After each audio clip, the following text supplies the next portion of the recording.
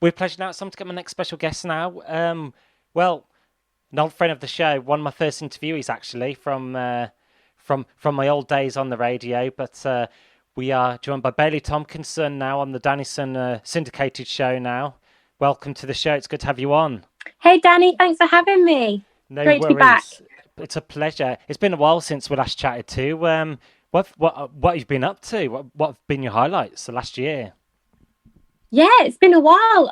So this year has it's been busy actually. Just been getting ready for going, back into gigging and performing and touring. So that's been really exciting. I've been recording a new EP and I've just been very, very busy. It's lots of exciting things in the works. That's good. And during that lockdown period, was it a good time to kind of just take a step back and do and getting back into the recording process, write music? Yes, no, I actually released a song that I wrote in lockdown. I wrote a song called Bright Red, Yep. which went number one on the singer-songwriter iTunes charts, which was amazing. And it was in the Times and the Financial Times and the Daily Mail Plus, and it's just been absolutely amazing. I wrote the song. It's very different to something I usually write. It's quite political. I wrote it as a co-write actually, and basically, if you don't know much about the G7 hosts, but the Carbis Bay Hotel destroyed a big part of the headland. And as someone who I like to go around there quite a lot, paddleboarding with the club I go to, and I care a lot about the environment. I love surfing, and I just want to look after it. And it did really upset me because it was a pointless, it was pointless destruction. And so I was upset, and I wrote the song about it, and it covers a few more things like I guess the song, 1 in 3 children a mile away from the hotel are born into poverty, and that's where the G7 was the host was being hosted. And and also second homes in Cornwall. And the song covers quite a lot of things that are very different to what I usually write, but it was, as a writer, if something upsets you, you write about it. Yeah, you put words to pen, don't you? I think the phrase is. Yes. I know you had a lot of press coverage on that as well. I know you're quite vocal on it, and from my perspective, it seemed like it cost a lot of money, hell of a lot of money. Yeah, no, it wasn't worth it. It was really upsetting because Carbis Bay is such a beautiful place, and if every hotel decided to destroy a part of the land next to them, then we'd lose a lot of land in the world. And I think it's just important that we look after our environment, especially somewhere so beautiful like Cornwall. Obviously everywhere as well, but it just really upset me. Of course, it's really crucial nowadays to preserve heritage. And onto the sound of the music, I've just been listening to actually. Your voice has really developed, matured. Which is really good. I see some new sounds on the record as well. You've been experimenting on the record. Thank you. Yeah, no, I've definitely, I think over lockdown, been working on my sound, especially with my band.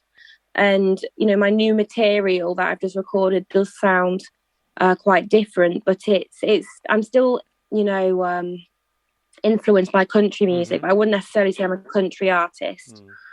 I'm a singer-songwriter, and I'm influenced by a lot of different genres. I love rock, and that's something that's kind of being developed into my music a little bit, being worked into my music a little bit. Sure. And Boardmasters as well, that's coming up a few weekends away. I think this interview will go out just before that weekend. I believe it's the 11th, is it? It starts next weekend. Yes, I'm Yeah, I'm performing on the 13th. Okay, that's a Friday. Yeah, sure. Great. And that's in Cornwall. Is that in Cornwall? Is it, or is that somewhere else? Yeah, that's Cornwall. That's in Newquay. It's really exciting. There's some really awesome artists playing this year. You've got like Sam Fender and the Gorillas, Falls. You've got Griff. There's lots of artists that I'm really excited to go and watch, and I'm so excited to perform as well because it's one of the biggest festivals round here, and it's one of the biggest in the UK now, I believe, as well. And I grew up going to Boardmasters, and it's a surf festival, so I absolutely, love going there. So it's amazing that I have an opportunity to perform this year with my band.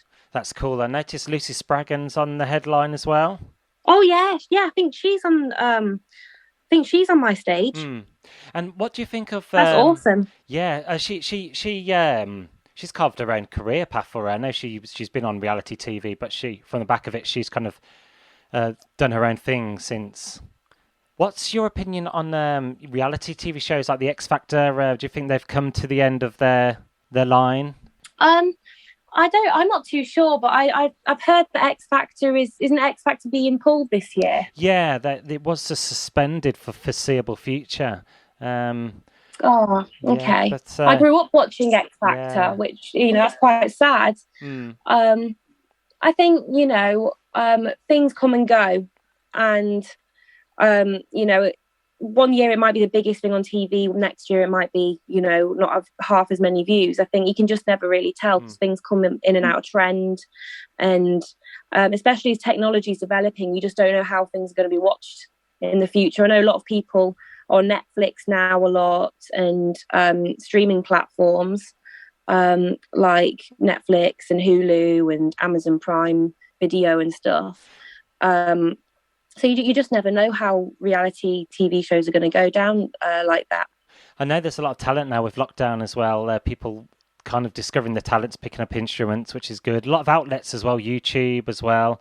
And with radio as well, the good thing about radio is we do discover, the artists that are trying to break through and, give them airplay. And you've got social media now. It's so easy to promote yourself now. The avenues. It's things like BBC Introducing as well for artists, because you can upload for free on there, and that's BBC Introducing, especially like Southwest, and actually quite a few different BBC Introducings have played my music over the years and have really, really supported me, and I'm really, really lucky for that. But things like that are fantastic and a really great way to get your music on the radio.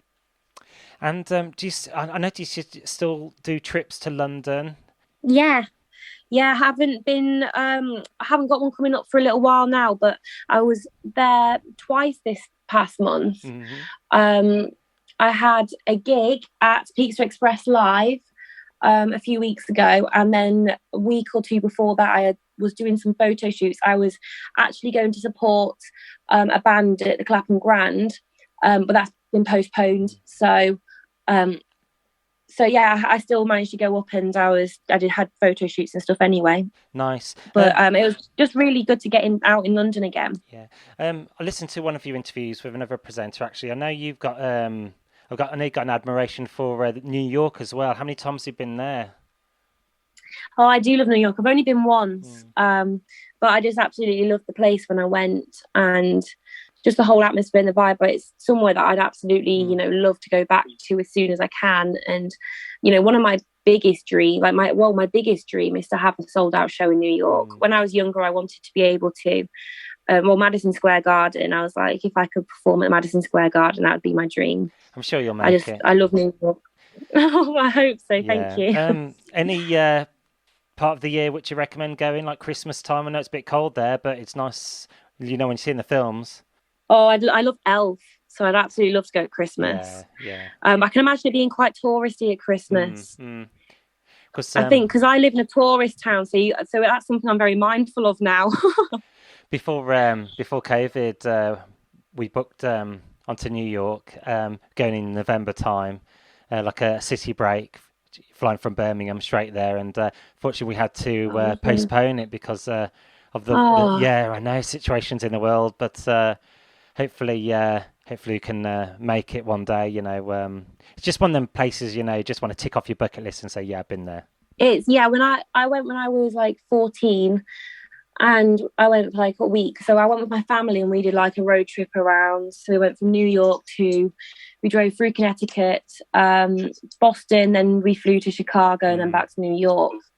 Um, and I just absolutely loved it. And in New York, it's so like creative and it just like everybody's so different.